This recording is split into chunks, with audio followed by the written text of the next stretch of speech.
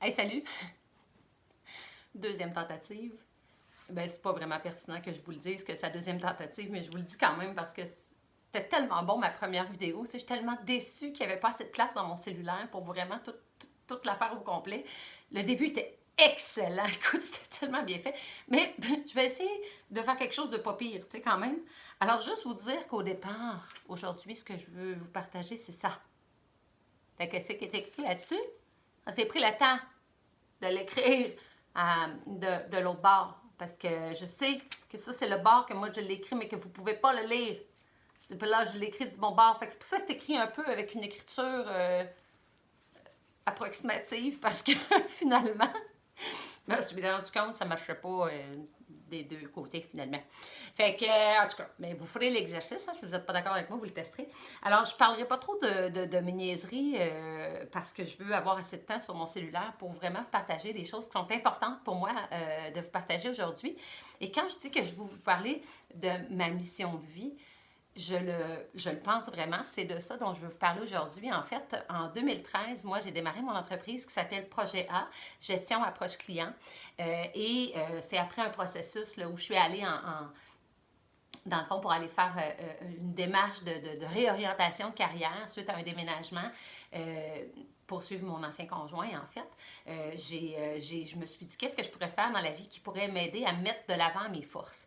Alors, c'est ce que j'ai choisi de faire, de démarrer mon entreprise en approche client et en coaching de gestion. Et depuis ce jour, à toutes les fois qu'il m'est donné un mandat, je capote, je réalise mes rêves et pour moi, c'est ma mission de vie que j'ai compris quelle était ma mission de vie et c'est ça que j'ai choisi de mettre de l'avant à tous les jours de ma vie et c'est dans ça que je me sens vraiment heureuse, bien et totalement sereine. Donc, je veux juste vous dire en passant, oui, bon, la dernière fois qu'on s'est parlé, c'était un petit peu avant les fêtes. J'ai eu le bonheur de vous partager une vidéo qui était vraiment très personnelle, très intime, dans laquelle je vous offrais mes meilleurs vœux pour le temps des fêtes. Puis je parlais de ma sobriété. Puis pour moi, c'est super important d'en parler tout le temps. Mais je veux aussi vous parler de ce que je fais dans la vie. Puis c'est aussi pour ça que j'ai choisi de mettre sur pied ma chaîne YouTube pour pouvoir vous partager un peu de ma mission de vie. Parce que c'est ce qui me ground, c'est ce qui... Même en fait, ça me ground, mais ça m'élève en même temps. C'est comme un heureux mélange. Je suis tellement heureuse de pouvoir vivre ça. Alors, je vous souhaite à tous, d'ailleurs, en passant, d'être sur votre X. C'est-à-dire de trouver vraiment ce qui vous fait vibrer puis de pouvoir le partager aux gens qui vous entourent, qui vous sont chers. Et même ceux que vous ne connaissez pas, là, j'espère vraiment que votre mission de vie, vous la vivez dans votre quotidien. En tout cas, pour moi, c'est le cas. À chaque fois que j'ai un contrat, je me dis tout le temps, tabarouette, je pense que je vais faire ça dans la vie. Tu sais, pense que quand je vais être grande, là, je vais faire ça. Alors, voilà. Donc, qu'est-ce que c'est ça? C'est quoi ma mission de vie? Bien, pour vous dire qu'est-ce que c'est ma mission de vie, pour vous dire ce que c'est ma mission de vie, oui, j'ai envie de vous raconter une petite anecdote rapide. Parce que tout le monde qui a eu accès à la formation avec Annie Thibault sait qu'Annie Thibault raconte tout le temps des anecdotes, tu sais, puis on essaie d'avoir bien du plaisir, bien du fun avec ça. Alors, voilà, mon anecdote, on retourne dans le temps, il y a à peu près, je dirais, 15 ans de ça, même 10 ans, une dizaine d'années, là, j'ai mon beau Adrien qui est un enfant qui était, en fait, qui est, hein, on va le dire, l'enfant du père de mon fils, donc que j'ai élevé pendant tout près de 10 ans, conjointement avec son papa. La maman étant décédée, alors c'est moi qui ai pris un peu le relais. Puis je voudrais remercier d'ailleurs Adrien de m'avoir donné ce cadeau-là, d'identifier ma mission à travers lui, même s'il ne le sait pas. Probablement que j'ai jamais vraiment eu l'occasion de lui dire, pour toutes sortes de raisons. Puis c'est pas important pourquoi. Un jour, il verra peut-être cette vidéo-là, puis je leur remercie du fond du cœur.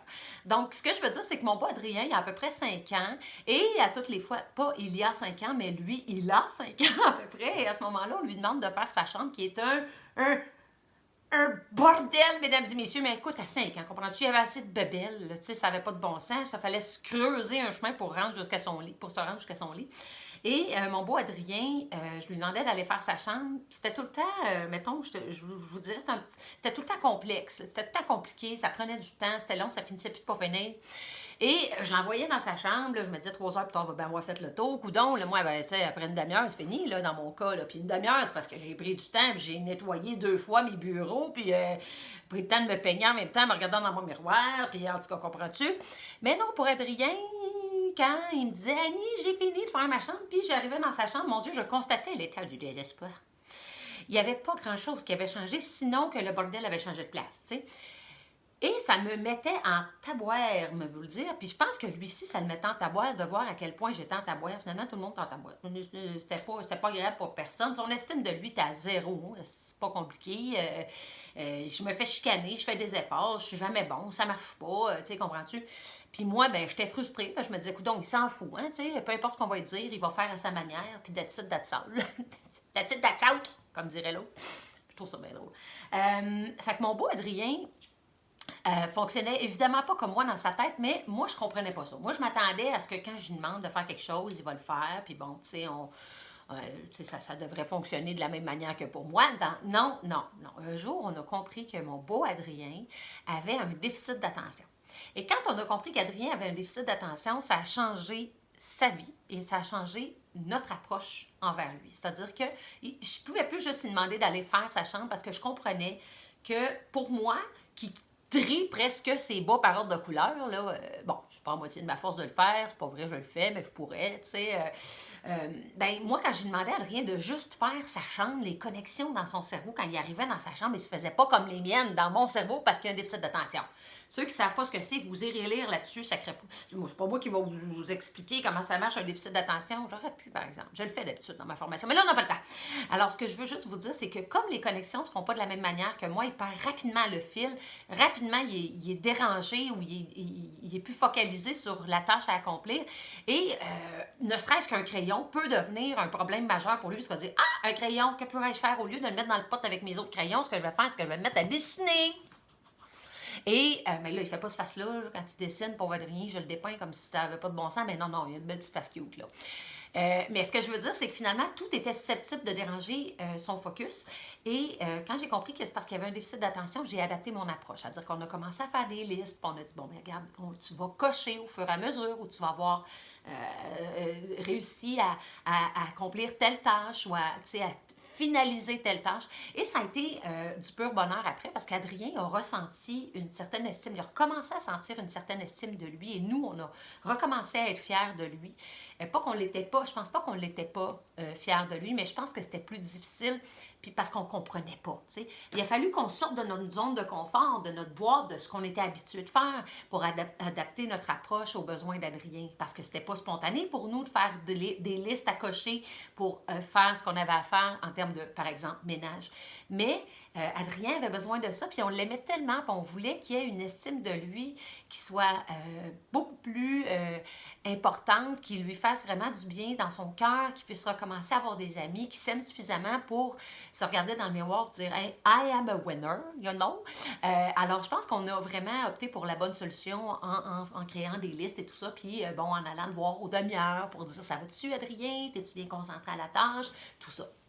Alors, c'est ainsi que ma conception, en fait, ou ma perception a changé. Ma conception de ce qu'on doit s'attendre de l'autre est bien, bien différent de souvent ce qu'on s'attend de façon naturelle, c'est-à-dire on part de nous, hein? On pense que tout le monde réagit de la même manière, on pense que si nous, on aime être entendu, on espère que les autres aiment être entendus. Il y a des gens qui communiquent pas et pour qui c'est pas un besoin. Mais quand on est un communicateur né, on espère que ce soit réciproque. Donc on se dit, ben pourquoi il communique pas? C'est tellement important. Oui, mais pour lui, c'est pas important. Adrien m'a fait réaliser que ce qui faisait du sens pour lui puis ce qu'il mettait en action, c'était pas la même chose que moi et il a fallu que j'adapte mon approche. J'adapte, oui, mon approche. Et c'est ça, cesser de partir de soi. Mais ça, cesser de partir de soi, ça s'applique absolument dans toutes les sphères de nos vies. Avec nos conjoints, nos enfants, nos parents, notre famille, nos amis, nos collègues, nos patrons, nos employés. Quand on a des attentes qui reposent sur nos façons de faire à nous, nos façons de fonctionner, notre expérience de vie, on se bloque souvent d'avoir accès à l'autre. Et moi, j'entends des fois, ben oui, mais mets-toi dans ses souliers, tu vas peut-être comprendre mieux. Même si tu te mets dans ses souliers, même si ce sont ses souliers à lui, c'est pas son expérience qui va te venir. Tu vas être inconfortable dans ses souliers parce qu'ils lui appartiennent, mais tu ne comprendras pas ce qui fait que lui est confortable dans ses souliers parce que tu n'as pas la même forme de pied, parce que ton expérience de vie est différente, parce que ton cheminement est différent. Et souvent, on a ce réflexe-là. Là, vous allez me dire, ben oui, mais là, j'ai pas comme d'exemple concret à part ce que tu viens de raconter, mais je pourrais vous en donner des tonnes d'exemples. Par exemple, je vais vous en donner, mettons, quelques-uns. Là, quand on dit aux gens, moi je demande souvent à mes clients, qu'est-ce que tu préfères, toi, qu'on t'envoie un courriel ou qu'on t'appelle? Là, je me fais dire, moi, là, hey, appelle-moi pas, tout fonctionne par Internet. Là. Moi, les Internet, c'est bien mieux qu'un maudit courriel. Là. Ça m'énerve un courriel. Un appel, c'est-à-dire, ça m'énerve un appel. Ouais, ben c'est parce que ce qui est important, c'est pas ce que toi t'aimes, c'est ce que ton client aime. C'est ce que la personne avec qui tu veux avoir un contact gagnant-gagnant aime. C'est ce qui fait du sens pour cette personne-là. C'est-à-dire que si cette personne-là est plus touchée par un appel ou un courriel, on va adapter notre approche en fonction des attentes de la personne avec qui on veut entrer en contact. Donc, c'est vraiment ce qui prime d'abord et avant tout, c'est de s'adapter aux besoins de la personne avec qui on est en contact en vue d'obtenir un résultat. Ma mission de vie, c'est cesser de partir de soi, c'est de propager en fait l'idée de cesser de partir de soi. Et quand je regarde notamment les internets, justement, parlant de ça, je me rends compte à quel point c'est difficile, ce concept-là, pour la plupart des gens. Je ne veux pas nécessairement parler trop de pandémie, puis de complot, puis de ci, puis ça, mais je suis quand même obligée de vous dire que, sans donner mon opinion là-dessus, c'est pas ça qui est le plus important, c'est qu'il y a vraiment des opinions très polarisées. Donc, il y a des gens qui ont des opinions très arrêtées à propos de tout ça et qui l'expriment sans égard aux gens qui les entourent et à leur vécu propre, à ce qui fait du sens pour eux ou ce qui n'en fait pas, et qui tiennent pas compte du parcours de vie des gens qui sont touchés et qui s'expriment d'une façon qui fait plus ou moins leur affaire. Donc moi, je pense qu'il faut cesser de partir de soi et comprendre pourquoi l'autre, sans être nécessairement d'accord, pourquoi l'autre tient des propos de cet ordre-là. Ça peut-être que ça ne résonne pas en moi, ça se peut ça, mais ce qui est important, c'est de respecter les différences. Et je pense que dans un milieu professionnel, tout autant que dans un milieu personnel, c'est d'autant plus nécessaire, voire essentiel, de comprendre que chaque individu a son ADN propre, son expérience de vie propre, que chaque individu a sa façon de voir les choses en fonction de ce qu'il est, de ce qu'il a appris depuis sa tendre enfance, de ce qu'on lui a inculqué comme valeur, de comment il a vécu différents événements de sa vie qui vont affecter ou impacter ou avoir un impact, c'est peut-être plus francophone de le dire de cette façon-là, qui vont avoir un impact direct sur ses réflexes aujourd'hui, sur ses pensées aujourd'hui, sa façon d'aborder différents conflits, différentes situations. Et faire preuve d'ouverture, c'est aussi cesser de faire preuve de rigidité. Je le dis souvent, la rigidité et la rigueur sont deux choses différentes. C'est bien d'être rigoureux dans la vie, de s'en tenir à un plan quand on a des choses à faire, de le faire avec rigueur, mais de le faire avec rigidité, sans être négociable. Là, je pense que à ce moment-là, on se tire dans le pied parce qu'on n'est plus à l'écoute de ce qui peut être différent et efficace quand même. Alors voilà, donc ça fait le tour, mais ça fait vraiment pas le tour parce que j'ai tellement de choses à vous dire. J'ai déjà hâte de faire ma prochaine vidéo. Je suis énervée. Alors merci de me suivre, Signé Annie. N'oubliez pas de faire des likes, de partager. Ça va, il faut dire ça à la fin des vidéos. Là, likez, partagez. En tout cas, allez-y, advienne que pourra. Moi, ça me tente d'être populaire. OK? J'aimerais bien ça devenir la Annie Thibault, la plus populaire du Québec. Là, puis quand on fait une recherche sur les internets, là, qu'on fait Annie Thibault, on tombe sur moi. C'est ma face. Alors voilà, sur ce, je vais essayer de fermer d'arrêter ma vidéo sans avoir l'air trop d'une innocente. Et je vous dis, je vous reparle déjà cette semaine. Je vous le dis, il va vous bombarder de vidéos. Alors, ayez du plaisir, de l'agrément. Gênez-vous pas de me faire des commentaires constructifs. Parce que, tu sais, j'ai le cœur sensible. Faites-moi pas de la peine. Mais faites-moi grandir avec vous. Je vous aime. Je vous souhaite un beau début de janvier, une belle fin de janvier, mais un beau début d'année 2021 et tout l'amour que vous méritez. Cessez de partir de vous. Oubliez-le pas. Là. Réécoutez ça souvent. C'est important.